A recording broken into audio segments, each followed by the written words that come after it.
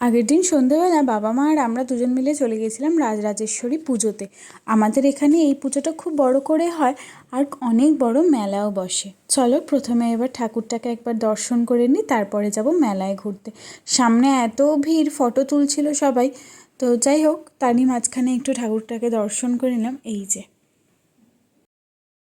তারপরে তো যথারীতি ঢুকে পড়েছিলাম মেলায়। আর মেলায় যাওয়ার পর যতই মনে করে যাই না কেন যে কী কী কিনছি না কিনছি, সেটার একটা করে ফুটেজ অন্তত নেব, কিন্তু সেটা আলটিমেটলি হয় না। এরকম জিনিসটাও হয়েছে যে যে দোকানে ফুটেজ নিতে শুরু করেছি সেই দোকান থেকে কিছু কিনলাম না, আর যে দোকানে ফুটেজ নিলাম না সেই দোকান থেকেই কিছু একটা পছন্দ হয়ে গেল। তো তাই জন্য আমি এবারে যেটা করেছি, সেরকমভাবে কোনো ফুটেজ নিইনি, বাড়িতে এসে তোমাদেরকে দেখাবো যে আমরা কী কী কিনেছি। আর আমার এই খেলাটা খেলতে যে কী ভালো লাগে, কিছু পাই আর না পাই, এটা আমাকে খেলতেই হবে মেলাতে। এটা যখনই বসে এটা আমি তখন খেলি। আর কালকে মা আর বাবা দুজন মিলে এটা আমার সাথে খেলেছিল, মানে আমরা তিনজন মিলে এই গেমটা খেলেছিলাম।